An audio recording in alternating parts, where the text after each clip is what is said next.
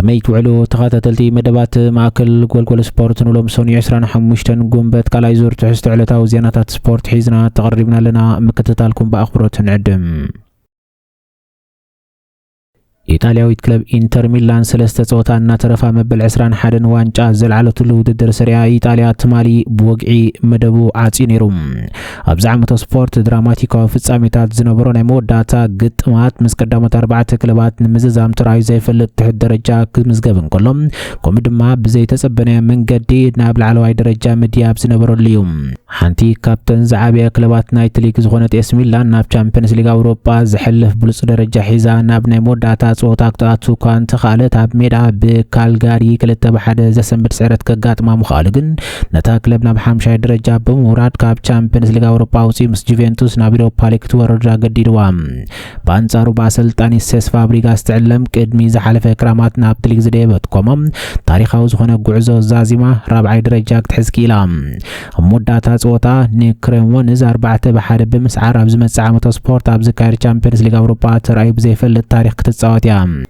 بزيكازي اب تحتواي درجة مالت اب قيح زوبا اب تليق نمصنح زغبر زنبر وددر كرومونز هيلانس فيرونا بيزا سبورتين كلب ناب سريبي وريدن زلوا كلبات كوينن الوا اتولقاو ستاتيكساو ملكعيتات اب ايطاليان استخايده صنع تاكتيكا وغات زنصبارق خونن كلهم وصيتو دما حدا كابتوم اب 10 عامات زوحد نتبيز تاكبلو كوينلهم لاوتارو مارتينيز كاب انتر ميلان اب 30 صوتات 17 شوطات بمقصار نورق جاما كوزدون كلهم ام عامة سبورت نسلست أول حزاء كل جزية بمسبرتو كانت تسنبته كعوات كن إزي أهاز أخل نيروم إتي أب ورح تري كاب إنجليزاويت كلب أستون فيلا ناب كلب روما بالغاح استساغره هولنداوي تصاعتاي دونيل مالن كسبت أوصلوا بمفتار مستصاعتاي كلب كومو دوفيكاس 14 شوطات كمزقب كيلوم موتر ماكل ميدا انتر ميلان زخنا نيكو باريلا دمام شمونت أسيست بمقبار 8 شعتن تغلال العدلات بمفتار نخف لي فترة مريحون زعامة سبورت زازيموهم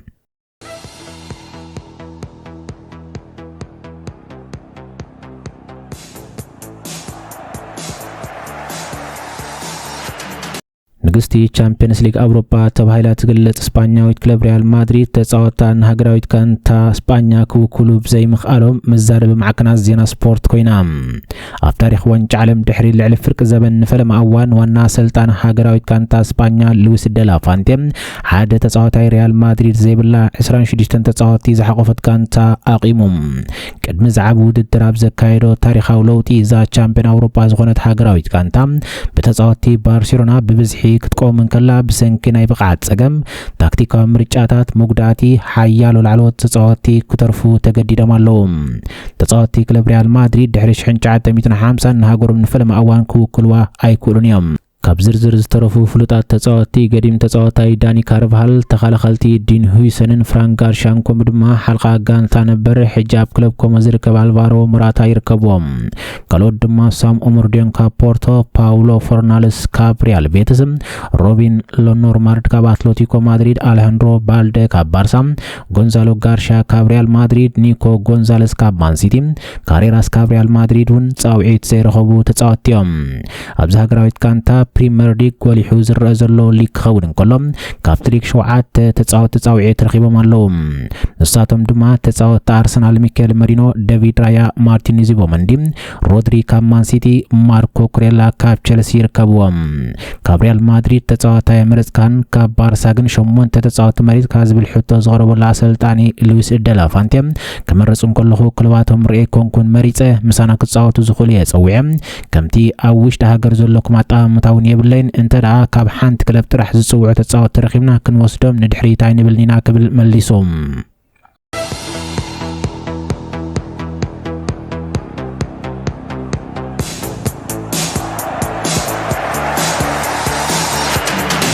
حلقة كانت مانشستر يونايتد برونو فرنانديز نتጻወታይ ናይታ ክለብ ነበር ሮይ ኪን ሓሶት ተዛሪብካ ክብል ከሲሶም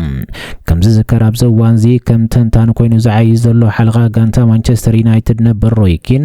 ኣብ ብሮድካስት ዘኦቨርላፕ ኣብ ዝሃበ መግለጺ ብሩኖ ንውልቃው ናዳታት ቀዳምነት ሂቢ ዝጻወት ዘሎ ክብል ተዛሪቡ ነይሩ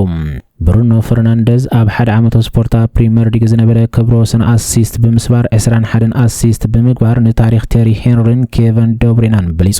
ሓድሽ ታሪኽ ክግንጽል እንከሎ ዩናይትድ ሳልሳይ ደረጃ ሒዛ ክትዛዝምን ናብ ቻምፒየንስ ሊግ ኣውሮፓ ክትምለስን ልዑል ኣበርክቶ ገይሩ እዩ።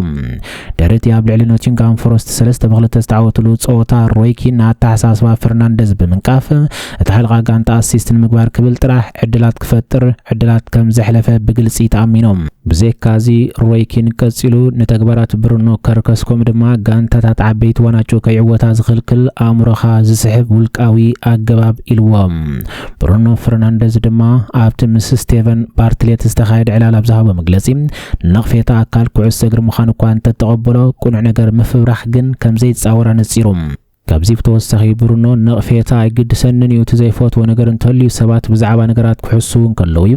ኣብዚ ጉዳይ እዚ ድማ ሮይ ኪን ዝበሎ ሓሶት ወይ ከዓ ካልእ ቃለ መሕተት ረኣዩ ወይ ድማ በቃ ዘይበልኮ እዚ ተዛሪቡ ክብለኒ ይክእል እዩ ንዓይ ድማ ዕድለኛ ኮይነ ኩሉ ኣብዚ መዝገብ እዩ ዘሎ ክብል መሊሱ። ፈርናንዴዝ ድሮን ኣሰልጣኒ ማንቸስተር ዩናይትድ ነበረ ኦለ ጉናር ሶልሻየር ርክብ ብምግባር ውልቃዊ ቁፅሪ ቴሌፎን ሮይ ኪን ንምርካብ ከም ዝሓተቶ ገሊጹሎም። እቲ ተጻዋታይ ንሕድሪ ሮይ ኪን ዘለዎ ተኣደና ክብሮ ደጊሙ እኳ እንተገለጸ ናይ ሓሶት ትረኻታት ምፍጣር ግን መስመር ከም ዝሰግር ኣስሚሩሎም።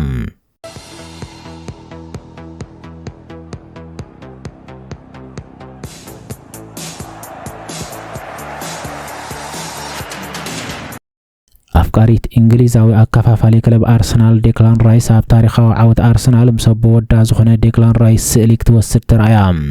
እቲ ልቢ ዝትንክፍ ስድራ ቤታዊ ኣጋጣሚ ትማል ሰንበት 24 ጉንበት ኣብ ሰልሃርት ፓርክ ዝተኻየደ እዩ ነይሩ። ኣርሰናል ኣብ መወዳእታ ጸወታ ናይዚ ዓመት ስፖርት ኣንጻር ክሪስታል ፓላስ ገጢማ 2-1 ድሕሪ ምዕዋጣ ድሕሪ 22 ዓመታት ንፈለማ እዋን ዋንጫ ዘልዓለትሉ መዓልቲ እዩ። እዚ ከምዚ ልንሃለወ ዴክላን ራይስን ኣፍቃሪቱ ፍራይርን ምስ ሓደ ውልዶም ጁደን ራይስ ኣብ ሜዳ ብሓባር ብብርቂ ዝኾነ ኣጋጣሚታት ስእሊ ክሰኣሉ ምኽኣሎም ኣርእስቲ ኮይኑሎም። ምናልባት ስእሊ ምስኣሎም ምስ ኣርእስቲ ምዃን እንታይ ኣረኺቡ ዝብል ሕቶ ክለዓል ንበር እዩ። ኣፍቃሪት ራይስ ብሰንኪ ዘለዋ ናይ ነብሲ ግዝፊ ኣብ ማሕበራዊ ሚድያ ኩሉ ግዜ ምስ ተጸርፈት እያ። ሕሉፍ ሓሊፍዎም ድማ ንራይስ ንስኻ በዓል ዝና ሓንቲ ሞዴልያ ምሳኻ ትኸይድ ዘይትገድፋ ዝብል ቃቕንዛዊ ቃላት ይመፁ እዩ። እታ ነዚ ክትጻወሮ ካልት ኣፍቃሪቱ ድማ ኣብ 2024 ብሰንኪ ዝኩሉ ማሕበራዊ መራኸቢታት ደምሲሳ ጽምዋ ክትመርጽ ተገዲዳ እያ። ይኹን እምበር ጓል 27 ዓመት ፍራየር ትማሊ ልዕሊ ዓወት ኣፍቃሪኣ ትሰርዖ ነገር ከምዚ የለን ምእማን ነቲ ቅድሚ ሕጂ ዝመፀን ጸርፍን ጭርሖታትን ንድሕሪት ገዲፋ ኣብ ጎኒ ዴክላን ራይስ ደው ኢላ ዋንጫ ፕሪሚየር ሊግ ሒዛ ክትሰኣል ትረኣያ። ንዴክላን ራይስ ብወገኑ እዚ ዝብል ርእይቶ እኳ እንተመፆም ኣብቲ ኣነ በዓል ዝና ዘይነበር ኩሉ ኣብ ጎነይ ኮይና ናብዚ ደረጃ ክበፅሕ ዝሓብሓበትኒ ናይ ቁልዕነት ፍቕረያ መልሱ። ዴክላን ራይስ ምስ ኣፍቃሪቱ ሎረን ፍራየር ሓደ ጁደን ዝተባሃለ ውሉድ ከም ዘሎ ይፍለጥም።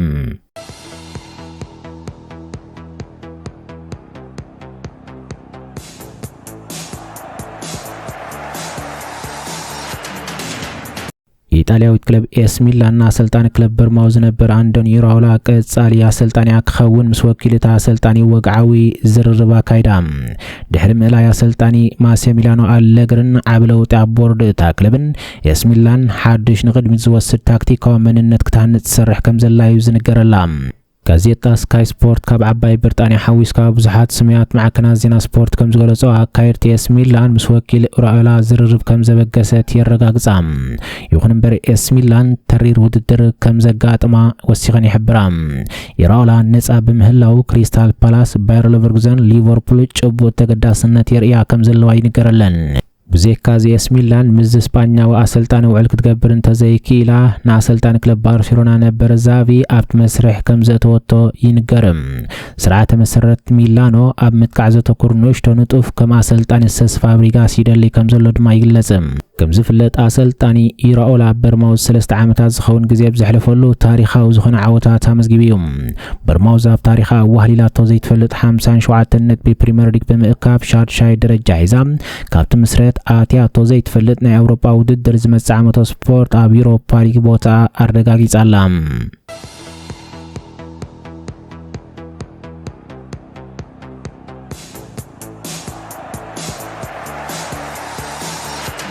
ናብ ካልእ ዜና ምስ ንሰግር ባንኪ ሃገር ስኮትላንድ ነታ ተጻዋታይት ሃገራዊት ጋንታ ስኮት ማክቶሚናይ በአቅራባት ዘመዝገባ መስተንክር ሾት ኣብ 20 ፓውንድ ተሃገር ብወግዒ ከም ዝለጠፈ ኣፍሊጦም።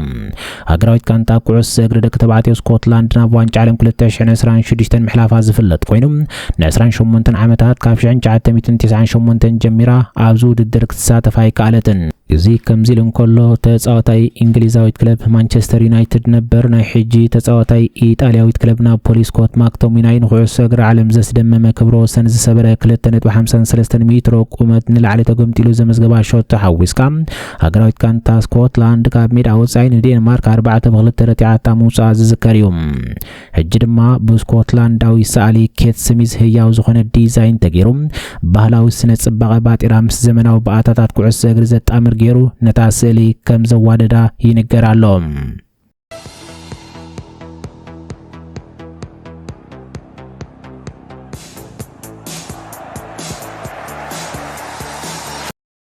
እንግሊዛዊት ክለብ ቸልሲ ፔድሮ ዝመጻ ጨረታ ዋላውን ክብረ ወሰን ዓለም ዝሰብር እንትኾነ ክትነጽጎያ ክትብል ጋዜጣ ቶክ ስፖርት ገሊጻ። ክለብ ቸልሲ ኣብ ዝክራማት ንጃኦ ፔድሮ ናብ ስፓኛዊት ክለብ ባርሴሎና ክትሸጦ ሓሳብ ከም ዘይብላን ነዚ ወዲ 24 ዓመት ተጻዋታይ ክብረ ወሰን ዓለም ዝሰብር ጨረታ እንተመጻውን ክትነጽጎ ፈቃደኛ ምዃና ጋዜጠኛ ቶክ ስፖርት ቢን ጃኮብስ ገሊጾም። ኣብ ስፓኛ ቻምፒዮን ላሊጋ ዝኾነት ባርሴሎና ንፔድሮ ድሕሪ ተዛዚሙ ዘሎ ዓመት ስፖርት ካብታ ክለብ ዝወጽእ ሮበርቶ ሌቫንዶቭስኪ መተካታ ክኸውን መዲባቶ ከም ዘላ ብዙሓት ሰብሰባት ይሕብሩ። ይኹን እምበር ብመሰረት መግለጺ ጋዜጠኛ ጃኮብስ ክለብ ቸልሲ ነቲ ኔይማር 2017 ናብ ፈረንሳዊት ክለብ ፓሪስ ሰንት ጀርመን ክሳገር ዝተኸፍለሉ 222 ሚልዮን ዩሮ ክብረ ወሰን ዓለም ዝሰግር ክፍሊት ኳ ክትቅበሎ ኣይትኽእልና ይብል።